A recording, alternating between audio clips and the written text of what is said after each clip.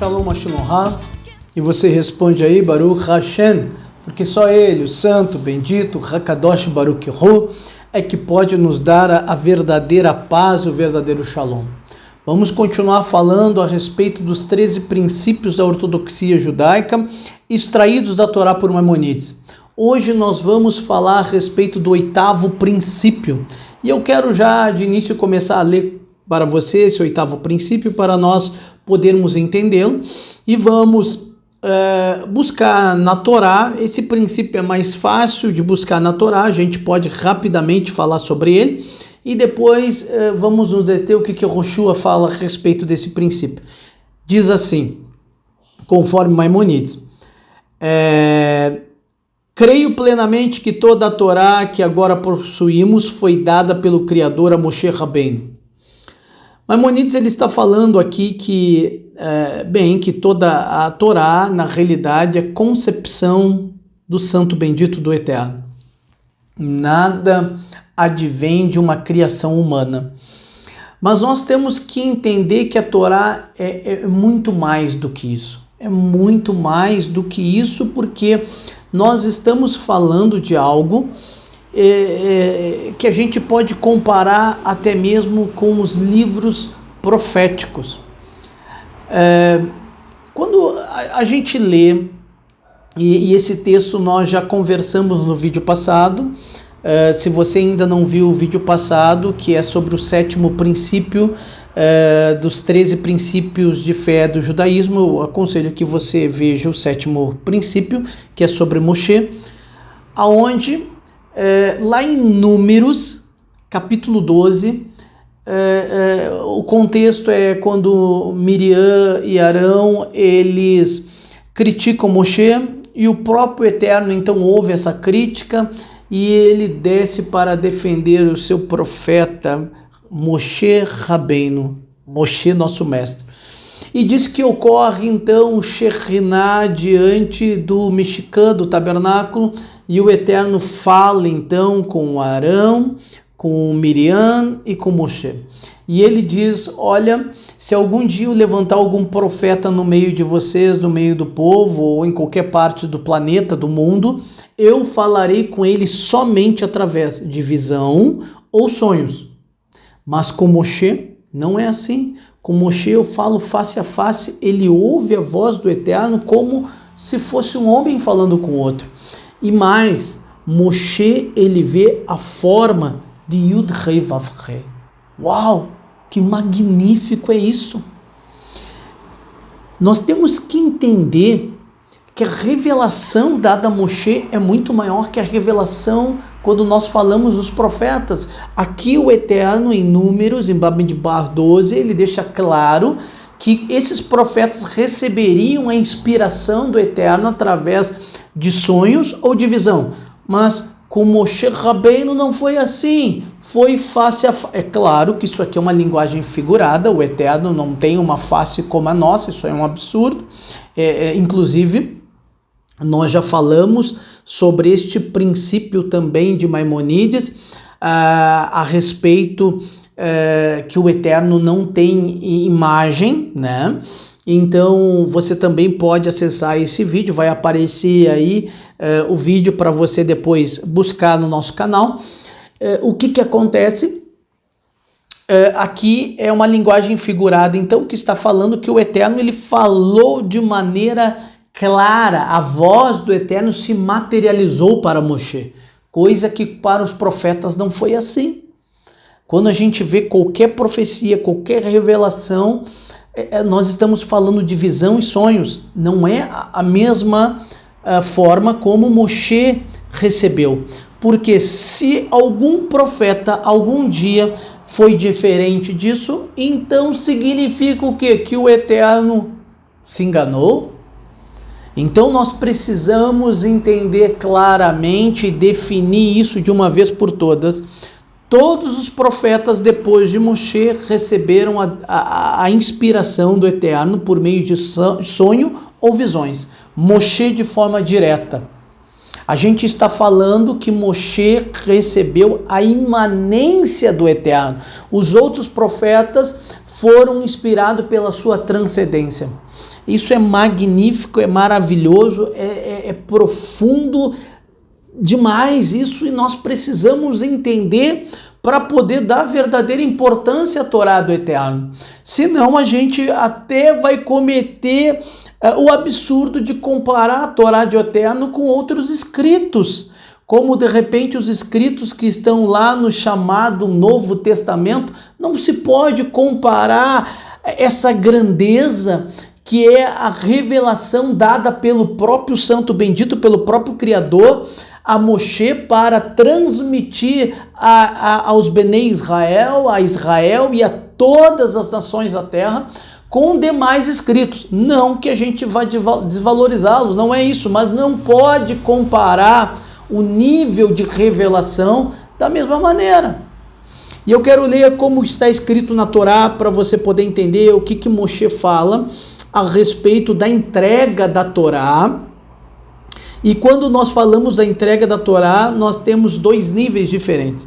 Nós temos a primeira entrega, que foi, a gente fala em relação a Aseret HaDevarim, que são as 10 palavras faladas pelo Eterno, Aseret HaDevarim Lo Eloheinu, as 10 palavras de Deus, as 10 palavras do Eterno, que todo o povo ouviu. Todo o povo ouviu, todo o povo foi testemunha, mas teve um porém. Quando o povo ele recebeu essas 10 palavras, nos declara a Torá que os príncipes das tribos de Israel chegaram até Moshe e disseram: olha, nós não queremos mais ouvir as palavras do Eterno.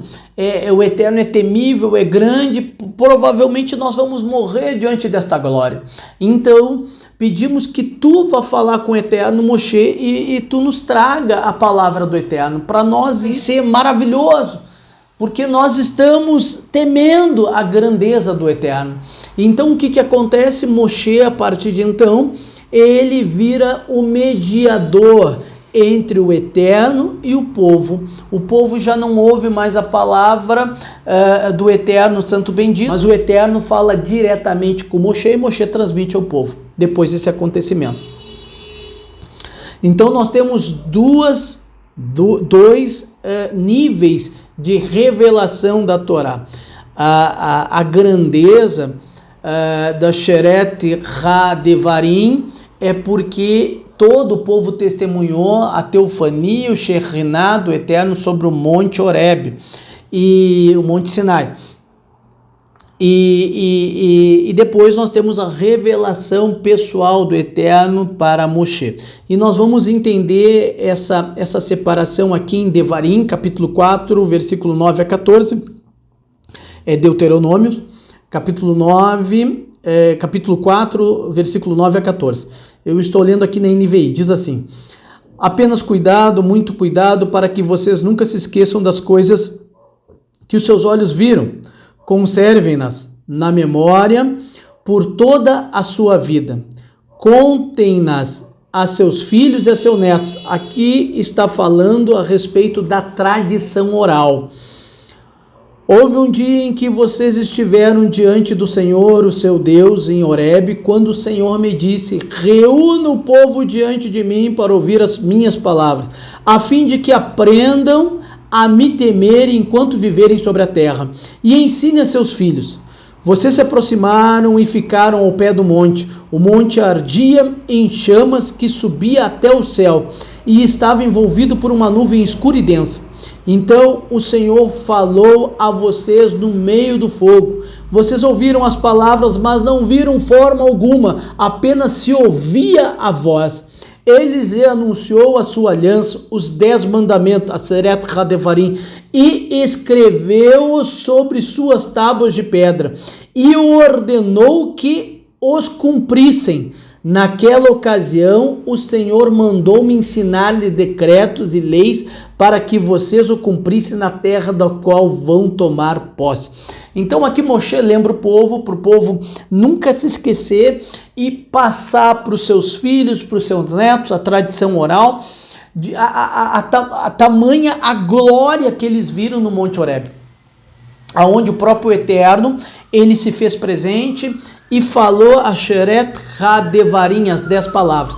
Mas nós temos aqui também que no final, na conclusão desse texto que nós lemos, Moshe fala, mas também o Eterno, ele me deu leis e decretos para passar para vocês. Aqui ele está falando no momento que só ele recebe do Eterno e ele passa essas leis para o povo de Israel, e não só para o povo de Israel. O Eterno sempre deixava claro que essas leis, esses decretos, o Asheret HaDevarim, os 10 mandamentos, as 10 palavras, não eram só para Israel, mas para todas as nações da terra, ou seja, para todos aqueles que adentrassem a nação de Israel, que fizessem parte dos Benei Avraham, dos filhos de Avraham. Nós já falamos sobre isso, tem vídeo no nosso canal sobre Avraham, o patriarca, aonde nós podemos entender que há uma grande bênção sobre Avraham em relação às nações da terra, onde se diz, onde o próprio Eterno declarou a Avraham: através de ti todas as nações da terra serão abençoadas. Inclusive o nome de Avraham foi mudado, e esse nome Avraham agora significa pai de nações. Então, só para você entender que essas leis, esses mandamentos, Asheret HaDevarim, não foram dados somente para os Benei Israel, mas também para todas as nações, e inclusive em Bamidbar, capítulo 15, versículo 14, nos diz, Bamidbar é Números, que a lei que o povo de Israel tem é a mesma que será para o prosélito. Prosélito é aquele que se converter, que se inclinar à Torá do Eterno, que entender que o Eterno é um e desejar fazer parte dessa nação escolhida sobre a face da terra para ser abençoada pelo Eterno e ser elevado diante das demais nações da terra. Nesse texto, então, nós vimos que existe essa divisão clara das 10 palavras, onde que todo o povo ouviu, e as palavras que Moshe recebeu diretamente e passou para o povo. Independente da forma como foi recebida, uma foi recebida com o testemunho de toda a nação de Israel e a outra só Moshe recebeu, a validade, a grandeza é a mesma. E eu quero esclarecer aqui a respeito da posição de Yehoshua, o Ramachá, sobre esse assunto. Veja bem o que ele fala, está num contexto que se encontra lá em Lucas, capítulo 24, versículo 25 a 27. Esse contexto, só para você ficar ciente, é aquele ocorrido depois que Yehoshua, então, ressuscita pelo poder do Santo Bendito, e então ele fica alguns dias ainda nesta terra. E nesse período, o primeiro encontro que nós temos com alguns discípulos, estavam caminhando para Amaus. Na nossa tradução está como Emaús. Eles estavam caminhando então para esse vilarejo e de repente Yehoshua se depara com eles e começa a conversar. Eles estavam frustrados porque esperavam a grande redenção, a Geulá de Eretz Israel, coisa que só vai acontecer no retorno do Mashiach, quando Yehoshua retornar como Ben Davi. O que acontece? Nós vamos ler aqui no texto o que Yehoshua falou para esses 2 discípulos, essas 2 pessoas que estavam caminhando para esse vilarejo perto de Jerusalém. Ele lhes disse: como vocês custam a entender, como demoram a crer em tudo que os profetas falaram? Não deveria o Cristo sofrer essas coisas para entrar na sua glória? E começando por Moisés e todos os profetas, explicou-lhes o que constava a respeito dele em todas as Escrituras.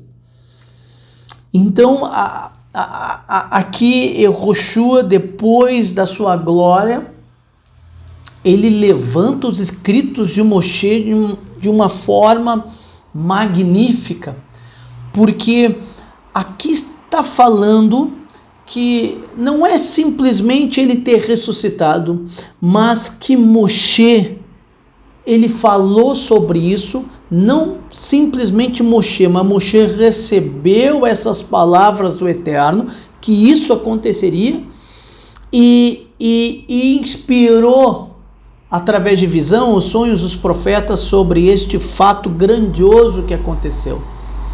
O Machá Ben Yosef, se você não entende o que eu estou falando, tem um vídeo no canal sobre o Machá Ben Yosef e Machá Ben Davi, aí você procure lá e assista, para você entender esses conceitos no judaísmo, que é muito importante para você entender até mesmo por que Yehoshua, ele sofreu, ele morreu e ressuscitou.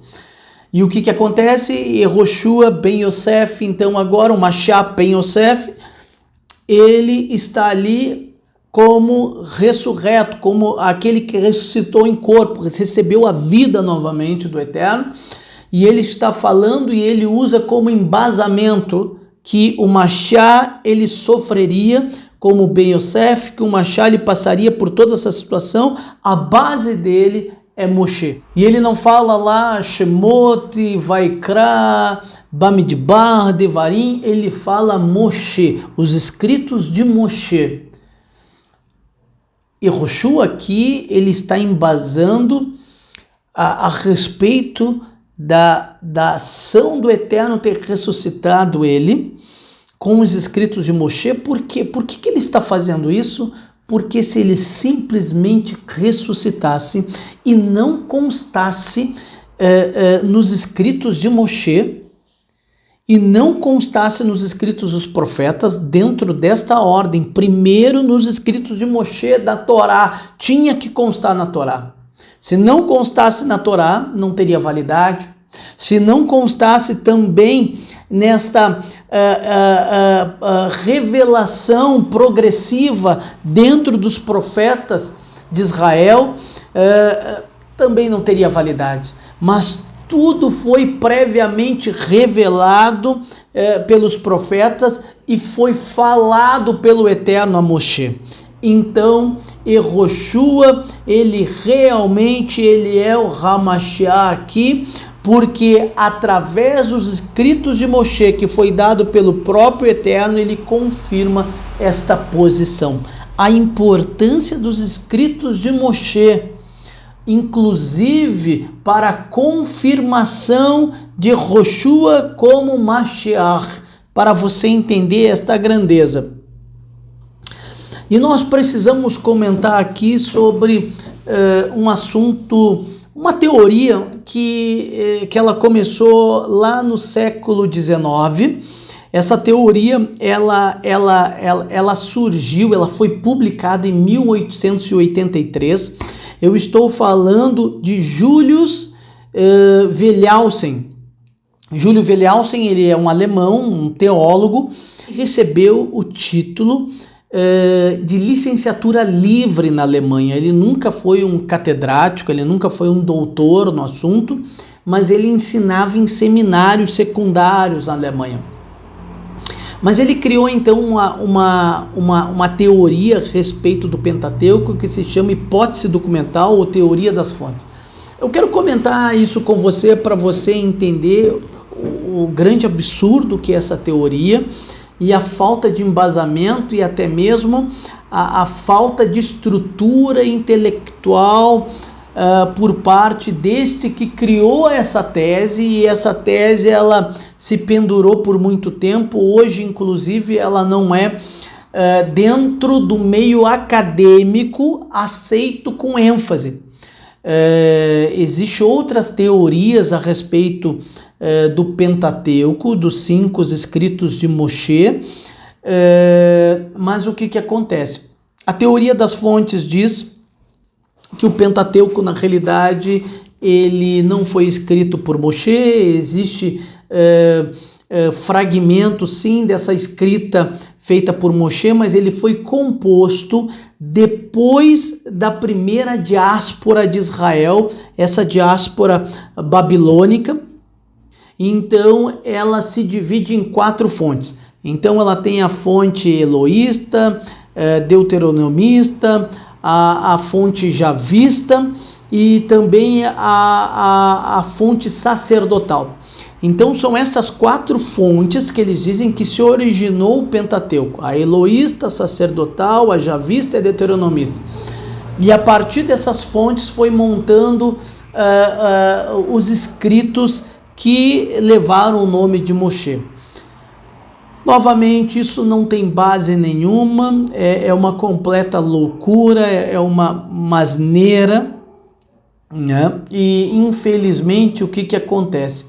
Essas teorias elas caem na internet, as pessoas sem saber a base, sem conhecer a biografia de Júlio Wellhausen e acabam falando como se isso aí fosse regra no mundo. Não é.